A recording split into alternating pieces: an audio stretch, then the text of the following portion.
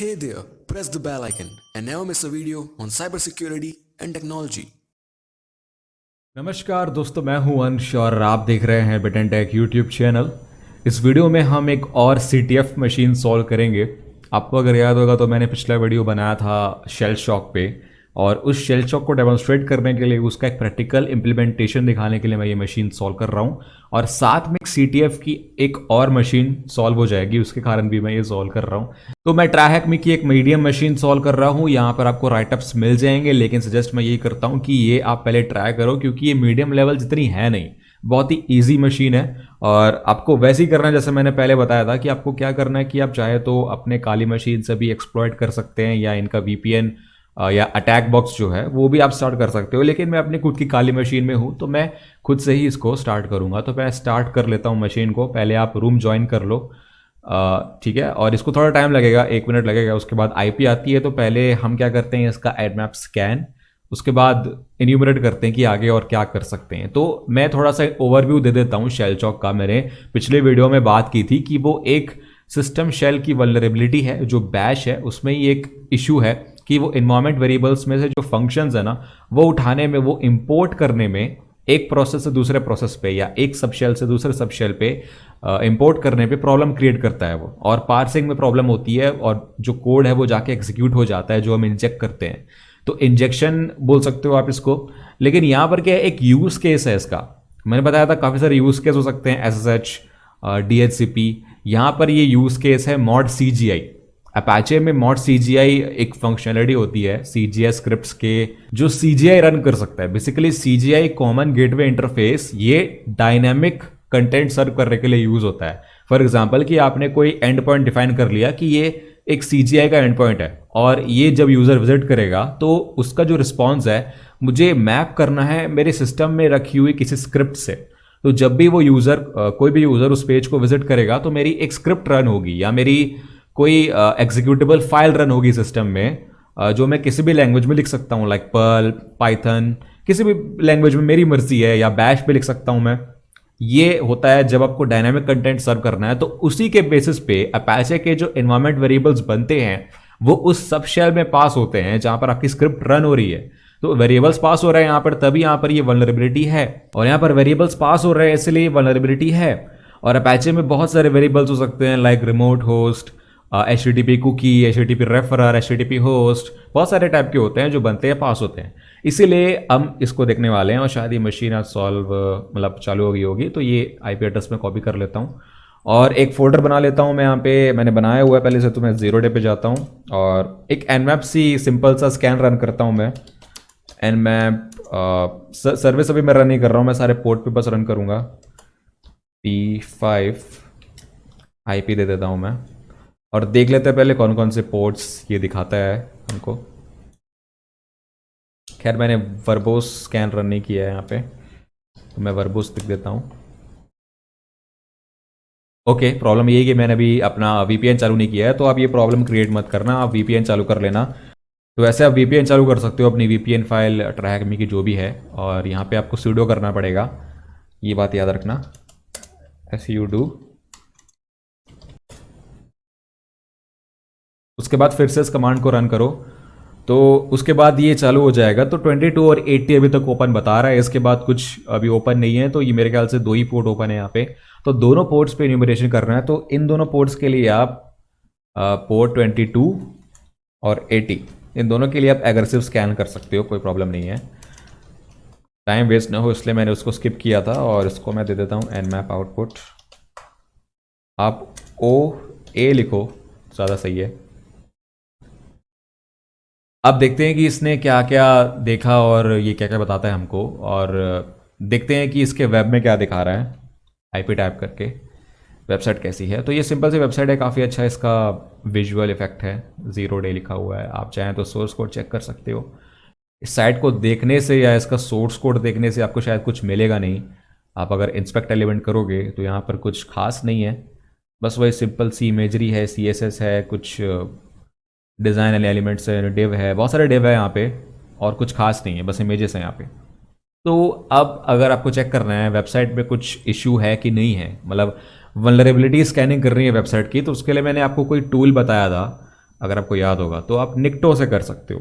आप कोई भी और टूल यूज़ कर सकते हो, आपके ऊपर है, लेकिन निक्टो स्पेसिफिकली उसके लिए बना हुआ है, तो मैं ये सजेस्ट करूँगा कि आप वो ही यूज़ करो। तो मैं भी वही करता हूँ। इसने स्कैन कंप्लीट कर लिया है, तो आप यहाँ पर इन्फॉर्मेशन देख सकते हो। SSH ओपन है यहाँ पे, SSH का, लेकिन हमको पासवर्ड नहीं पता है तो हम कुछ कर नहीं सकते।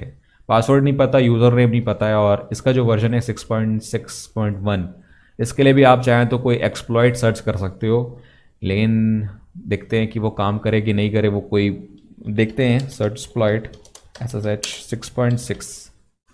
6.6 देख लेते हैं बस। 6.6 से लेस SFTP.1P1 है यहाँ पे। तो इसके लिए आपको एग्जैक्टली कोई एक्सप्लॉइट मिलने नहीं वाला है जो आपका काम कर देगा। User name enumeration, command execution, जो कि सिर्फ SFTP में है, तो यहाँ पर कोई खास हमको रिजल्ट मिला नहीं। तो हम क्या करते हैं कि वेबसाइट पर फोकस करते हैं। वेबसाइट के लिए मैं एक नया टैब खोलता हूँ। इसमें मैं आ जाऊँगा CD डॉक्यूमेंट्स, ट्रैक मी 0 डे, और इसमें मैं करता हूँ निक्टो URL, और सिंपल ये टाइप कर सकते हो। निक्टो H है यहाँ पे, सॉरी, होस्ट के लिए आप H दे सकते हो। तो ये स्कैन करेगा और आपको बताएगा कि कुछ वेबसाइट पे ये शायद डायरेक्टरी बस्टिंग भी करता है, क्योंकि इसको मिलती हैं डायरेक्टरीज, और ये आपको बताता है कि उस डायरेक्टरी में कुछ इंटरेस्टिंग है क्या। नहीं तो आप खुद से अलग से भी डायरेक्टरी ब्रूट फोर्सिंग कर सकते हैं। मैं देखता हूँ यहाँ पर ब्रूट फोर्स करके गो बस्टर से। तो मैं CD डॉक्यूमेंट्स फिर से कर लेता हूँ, देन ट्रैक मी। तो गोबस्टर का यूज़ कर रहा हूँ यहाँ पे, गोबस्टर DIR। URL के लिए -u ऑप्शन है, HTTP टाइप कर लें, एंड देन आपका IP आएगा, एंड देन ये जो W है, ये वर्ड लिस्ट जो आपको हाईलाइट हो रही है, यही वाली आपको यूज़ करनी है। तो ये पाथ हो गया। उसके बाद जो थ्रेड्स है वो 25 यूज़ कर लेना आप, और आप इसको आप रन कर सकते हो। तो ये कुछ अजीब सा आउटपुट दे रहा है, ऐसा आउटपुट आना नहीं चाहिए जो इसको मिला, जो इसने खोला। ये तो ये दिखा ही रहा है। ये देखो, सबसे पहले इसने ढूंढा है CGI bin, तो ये खुद में इंडिकेशन है। अपलोड डायरेक्टरी है, IMG डायरेक्टरी है, एडमिन डायरेक्टरी है। एडमिन में देखते हैं क्या है, कुछ इंटरेस्टिंग मिले तो। कुछ नहीं मिला। CSS में कुछ नहीं मिलता आपको। Backup is interesting. कुछ SSH के क्रेडेंशियल्स मिल सकते हैं आपको यहाँ पे, बैकअप। तो यार देखो, RSA की प्राइवेट की है ये।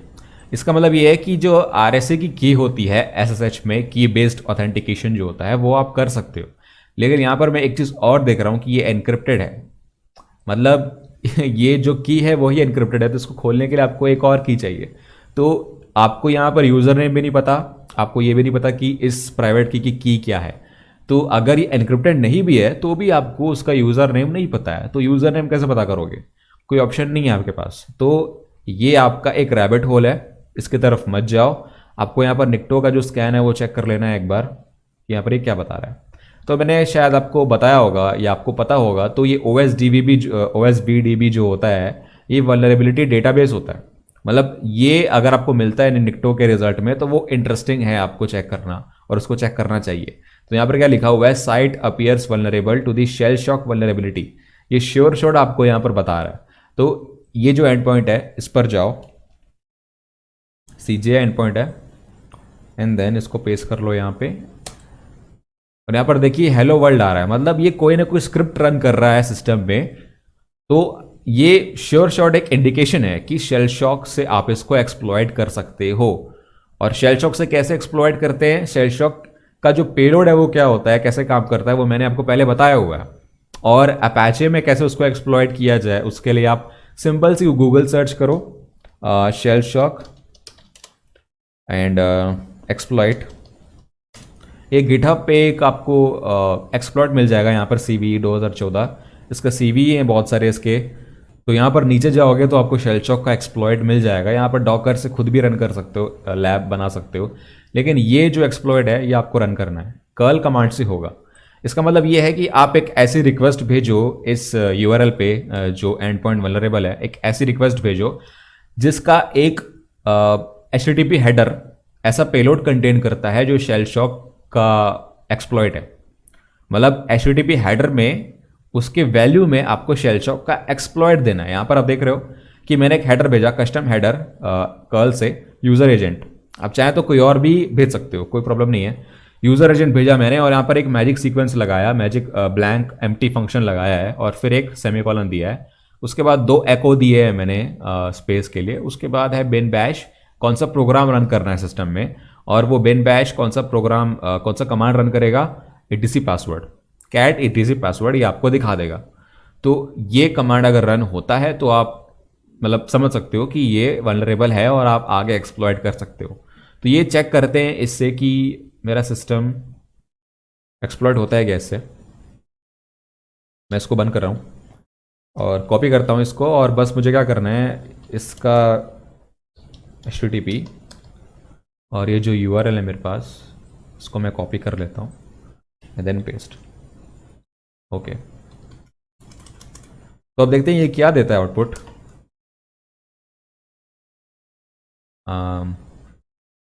ये आपको क्या बता रहा है, इट्स वेरी वियर्ड, आपको ये आउटपुट नहीं दे रहा है।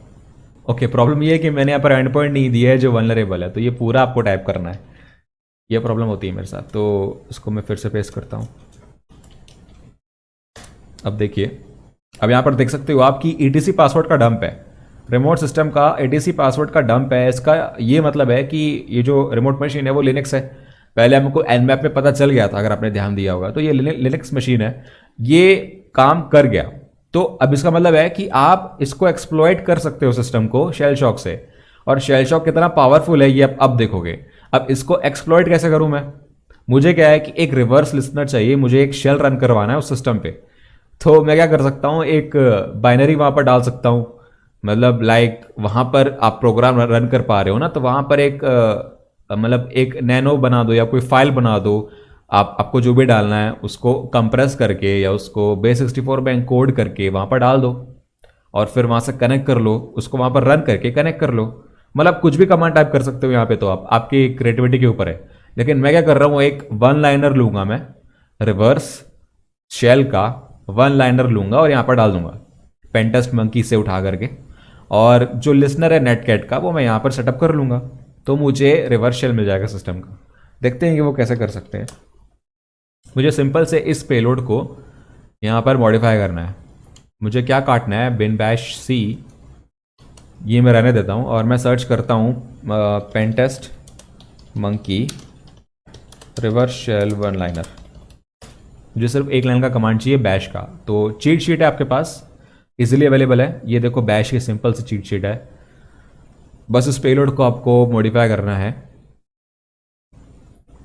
Single quotes and then paste, और यहां पर आपको बस चेंज करना है अपना आईपी, आपके सिस्टम का जो आईपी है, आपके टन0 इंटरफेस का, आपकी VPN इंटरफेस का जो आपका आईपी है वो डालना है आपको। तो मेरा है 10.9.16.154 एंड देन 8080। मैं इसको रहने देता हूं। इसको रन करने से पहले आपको यहाँ पे, इसको मैं बंद करता हूं मैं गोबस्टर को।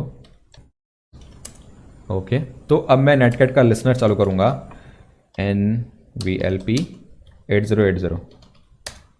ये मेरा लिसनर चालू हो गया। अब मैं इस पेलोड को डालूंगा, देखते हैं कि एक्सप्लॉइट होता है क्या। 10 डॉट ये क्या हो गया, ओके 10.10 डॉट क्या था 158। अब देखते हैं कि ये आउटपुट देता है कि नहीं हमको। तो अब ये बंद हो चुका है और यहाँ पर देखते हैं लिसनर आपको मिल चुका है। तो ये रिवर्स शेल मुझे मिल चुका है। अब यहाँ पर आप देखिए क्लियर करके, सॉरी ये तो नॉर्मल शेल है, तो ls करता हूँ, s.cg है, ये अनस्टेबल है आपका, आपको इसको स्टेबल करना है तो आप TTY शेल वगैरह स्पॉन कर सकते हो, लेकिन अभी मैं फ़िलहाल नहीं कर रहा हूँ। तो test.cg है, यहाँ पर देखिए एक फाइल है, मैं कैट करता हूँ। अब देखिए इसका कंटेंट क्या है।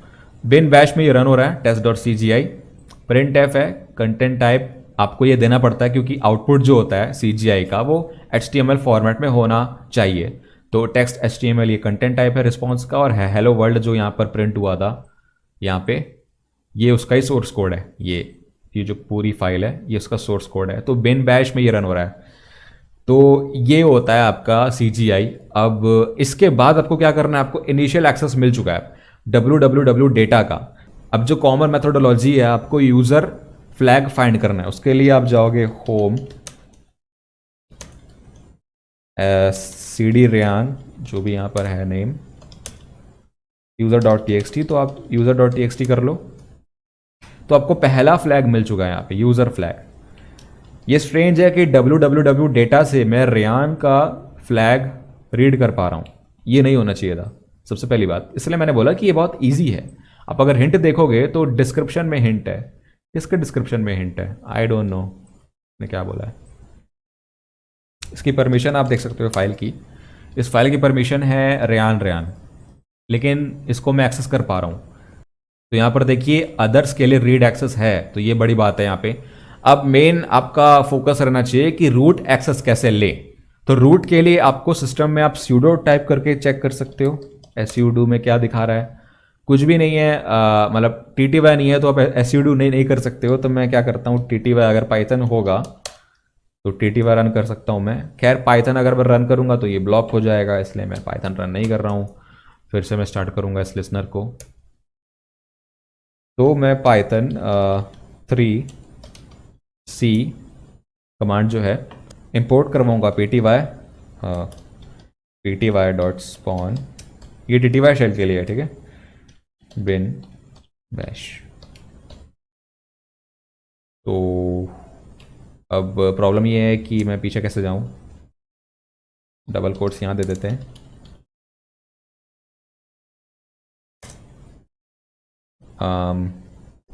क्या हुआ? ओके तो पासवर्ड चाहिए मुझे, तो मेरे पास पासवर्ड नहीं है। I don't have the password, तो आई कांट sudo। प्रॉब्लम ये है। फिर से चालू करते हैं।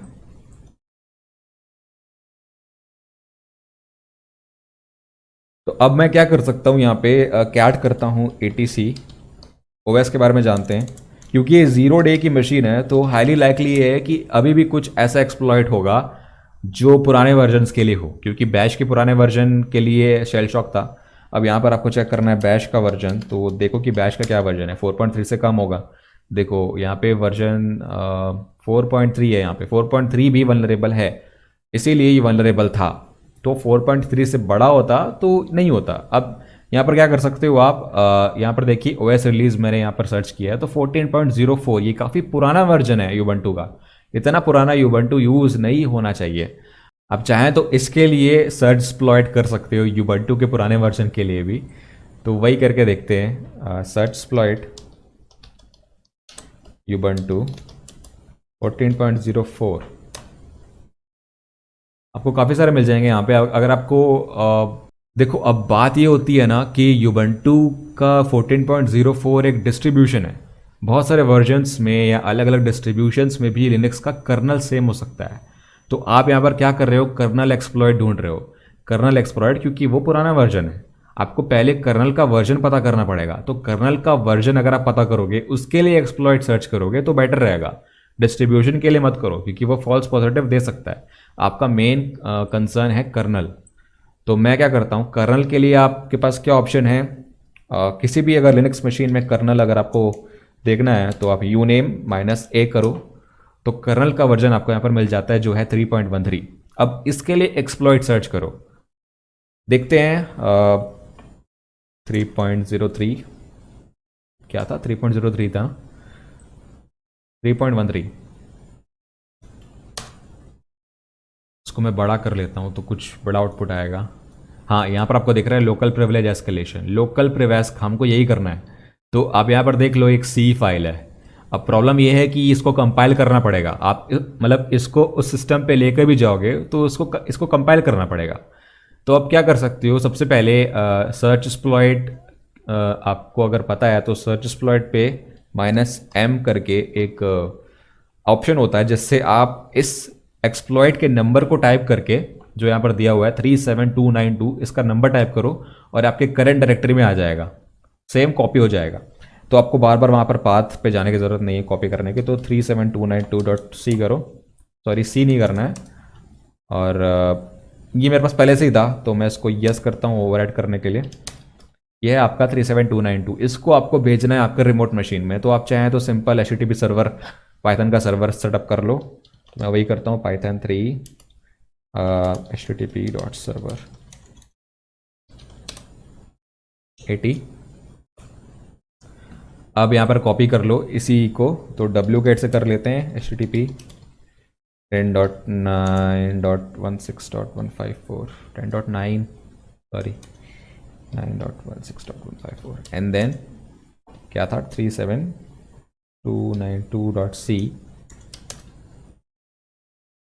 परमिशन डिनाइड यहाँ पे। ओके प्रॉब्लम ये है कि मैं अभी ऐसे डायरेक्टरी में हूँ जहाँ पर मुझे परमिशन नहीं राइट करने की, तो मैं जाता हूँ cd temp में। टेम्प पे रन करोगे तो ये रन हो जाएगा। wcat फिर से इसको कॉपी करो एंड देन इसको यहाँ पर, तो अभी यहाँ पर कॉपी हो गया है। ls करते हैं तो आपके पास यहाँ पर ये फाइल आ चुकी है 37292। अब इसको आपको कंपाइल करना है। कंपाइल करने के लिए आपके पास gcc एक कंपाइलर है C का, लेकिन उसके लिए आपके पास gcc होना चाहिए सिस्टम में। तो चेक करने के लिए gcc टाइप करो fatal error no input files, मतलब ये है आपको इनपुट देना पड़ेगा। तो gcc कंपाइल करने के लिए सिंपल आपको फाइल का नाम देना है 37292.c और आउटपुट का नाम क्या होना चाहिए, आउटपुट फाइल का एक्सप्लॉइट दे देता हूं मैं, एक्सप्लॉइट। अब ये कंपाइल कर लेगा, इसको आउटपुट में दे देगा एक्सप्लॉइट नाम से। कुछ एरर आया यहाँ पे cc1 exec vp no such file और डायरेक्टरी। तो ऐसे अगर आपको एरर आते हैं ना, तो मतलब मोस्टली आपके पास चांस है कि आपको स्टैक ओवरफ्लो में इसका रिजल्ट मिलेगा, इसकी हेल्प मिलेगी, क्योंकि पहले भी काफ़ी लोगों ने ये ट्राई किया होगा कंपाइल करने का और प्रोग्रामिंग लैंग्वेज से रिलेटेड है तो स्टैक में तो आंसर मिलना ही है। तो क्या करो आप पूरा का पूरा ये जो है ना ये कॉपी कर लो और स्टैक ओवरफ्लो में जाओ, वहाँ पर इसको पेस्ट कर दो स्टैक ओवरफ्लो में और इसका आंसर सर्च करो कि ये क्यों होता है। मैंने पहले से करके रखा है काफ़ी बार, तो मुझे क्या पता चला है कि ये पाथ वेरिएबल का इशू है। पाथ वेरिएबल में मतलब वो एंट्री नहीं है जहाँ पर जीसीसी मिलेगा आपको। जीसीसी नॉर्मली यूज़र बिन यूज़र लोकल बिन में होता है। तो आप यहाँ पर टाइप करोगे वेयर इज जीसीसी, तो यहाँ पर है आपके पास जीसीसी x11, ये भी यूज़र बिन के अंदर है, यूज़र लिब के अंदर है, यूज़र बिन के अंदर है। तो मोस्ट कॉमनली यूज़र बिन के अंदर ही होता है। तो पाथ आप अगर चेक करोगे सिस्टम की पाथ वेरिएबल में क्या एंट्री है, तो ये देखो पाथ वेरिएबल में यूज़र बिन है, यूज़र एस बिन है और यूज़र लोकल एस बिन है, यूज़र लोकल बिन है। तो अगर आप इसके पाथ वेरिएबल को एक फर्स्ट लुक में देखोगे तो ऐसे लगेगा कि ये नॉर्मल है, मतलब सारे पाथ तो हैं इसमें, मतलब यूज़र बिन है, यूज़र एस बिन है, लोकल बिन है।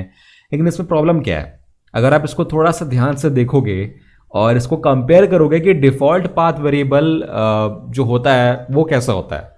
और क्या आपको पता है कि जो पाथ वेरिएबल्स में वैल्यूज़ होती हैं जो कॉलन से सेपरेटेड होती हैं, उनका जो रिलेटिव ऑर्डर है वो भी मैटर करता है। क्यों? क्योंकि जो सबसे लेफ्ट में होता है सबसे पहले वहां देखा जाता है, उसके बाद वहां नहीं मिला तो फिर वापस राइट आता जाता है, और वहां पर नहीं मिला तो फिर राइट आते हैं, फिर वहां नहीं मिला तो फिर ऐसे करके राइट आते जाते हैं, और लास्ट में तब आते हैं जब और कहीं नहीं मिलता। तो ये ऑर्डर मैटर करता है। आप अगर अपने सिस्टम में डिफॉल्ट देखो कि पाथ वेरिएबल की वैल्यू क्या है, तो मैं एको करूंगा पाथ, इसमें देखो क्या है, यूज़र लोकल एस बिन पहले है, यहाँ पर यूज़र लोकल बिन पहले आ गया, उसके बाद यूज़र लोकल बिन है, उसके बाद यूज़र एस बिन है, यहाँ पर यूज़र बिन आ गया है। तो ये वैल्यूज़ इंटरचेंज हो चुकी हैं, मतलब इधर उधर हैं वैल्यूज़। तो क्या करो, ये गेम्स वगैरह तो अलग से डाला हुआ है मेरे सिस्टम के अकॉर्डिंग। मैं क्या करता हूँ, जो डिफ़ॉल्ट वैल्यू है पाथ की उसको मैं इसके पाथ में डाल दूंगा, एक्सपोर्ट करूंगा पाथ, इसका जो पाथ है वो मैं डिफ़ॉल्ट कर देता हूँ, सही कर देता हूँ। अब देखते हैं इसके पाथ में क्या है, पहले होना चाहिए एस बिन। तो अब देखिए एस बिन पहले आ गया और अब ये सही हो चुका है, मतलब जो वैल्यूज़ हैं वो अब ऑर्डर मैंने सही कर दिया। अब देखते हैं जीसीसी टाइप करके जो मैंने पहले किया था अब रन करता है क्या, क्योंकि बेसिकली इसको जो प्रोग्राम है CC1 वो नहीं मिल रहा है, मतलब सी कंपाइल करने के लिए बहुत क्रूशियल एक वो लाइब्रेरी है। तो अब शायद ये हो जाए, अब हो चुका है। तो ls करते हैं, देखो एक्सप्लॉइट बन चुका है हमारा। तो अब इसको परमिशन देनी पड़ेगी रन करने की, तो chmod +x एक्सप्लॉइट, तो अभी हो चुका है। अब सिंपली आपको इसको रन करना है और कुछ नहीं करना है। ये कर्नल एक्सप्लॉइट है, तो मतलब डिटेल में जाने की ज़रूरत नहीं है और शायद आप समझ भी नहीं पाओगे, शायद मैं उतना अच्छे से समझा में नहीं पाऊंगा कि ये क्या कर रहा है इंटरनली। लेकिन आप जब सी कोड देखोगे तो आपको समझ में आ जाएगा, अगर आप अच्छे से बाइनरी एक्सप्लॉइटेशन वगैरह कर पाते हो तो एक्सप्लॉइट टाइप करता हूँ मैं, सॉरी एक्सप्लॉइट। तो देखिए अब ये क्या कर रहा है, spawning threads mount child threads turn, और ये कुछ कुछ इसने किया है। उसके बाद मुझे एक डॉलर प्रॉम्प्ट नहीं मिला है, मुझे हैश प्रॉम्प्ट मिला है, और हैश प्रॉम्प्ट सिंपल है कि वो रूट है। अब आपको रूट मिल चुका है तो आप ये ट्राई कर सकते हो, आईडी है आपका रूट, तो आप रूट बन चुके हो। तो यही आपको करना था, यही आखिरी है, बस इतनी ही है ये मशीन और कुछ नहीं है। तो हमने जो कुछ भी एक्सप्लॉइट किया है इसमें, चाहे शेल शॉक हो चाहे कर्नल एक्सप्लॉइट हो, वो दोनों किस रीज़न से आए हैं कि आपका सिस्टम अपडेटेड नहीं है, आपने प्रोग्राम्स को सॉफ्टवेयर्स को अपडेट नहीं किया, आपने पैच नहीं किया है। यूबंटू का पुराना वर्जन, कर्नल का इतना पुराना वर्जन, बैच भी पुराना है, तो ओवरऑल ये पूरा सिस्टम आउटडेटेड है। तो जितना पुराना होगा इसलिए इस रूम का नाम है 0 डे। और ये यही सीख देता है कि आप जितना जल्दी हो सके उतना रेगुलरली आप सिस्टम्स को पैच करते रहिए, अपडेट करते रहिए जैसे जैसे उसके अपडेट्स आते हैं, ताकि वो स्टेबल भी रहे और आप सिक्योरिटी कंसर्न से बच पाओ। अब फाइनल काम क्या है हमारा, सिंपल की फ्लैग देखना है। तो एलएस में मेरा फ्लैग नहीं था तो मैं सीधे जाता हूँ रूट, यहाँ पर होगा फ्लैग, कैट करते हैं root.txt। ये मिल गया आपको, good job 0 days pleased. Simple था बहुत ज़्यादा, बस मैंने आपको डेमोन्स्ट्रेशन के लिए बताया है कि जो शेल शॉक है वो काम कैसे करता है, और आई होप अब आपको समझ में आ गया होगा। हिंट में क्या था, this is a very old OS, you have got it isn't it. Old के कारण सब कुछ ओल्ड है, तभी ये एक्सप्लॉइट हुआ है। तो ये आपकी मशीन सॉल्व हो गई। अच्छा लगा होगा आपको आई होप, तो आप प्लीज़ लाइक कर दें, ऐसे वीडियो शेयर करें। CTF के हिंदी में काफ़ी कम मिलते हैं, और अगर आपको ऐसे ही वीडियोस आगे भी चाहिए, साइबर सिक्योरिटी, एथिकल हैकिंग, जितने भी उसके कंसर्न्स हैं, करियर रिलेटेड गाइडेंस जो भी है, आपको सब कुछ मिल जाएंगे इस चैनल पे। तो चैनल सब्सक्राइब ज़रूर करना, बिना सब्सक्राइब किए मत जाना, और आगे की वीडियोस के लिए बस ऐसे ही देखते रहो, सीखते रहो, और गुड बाय।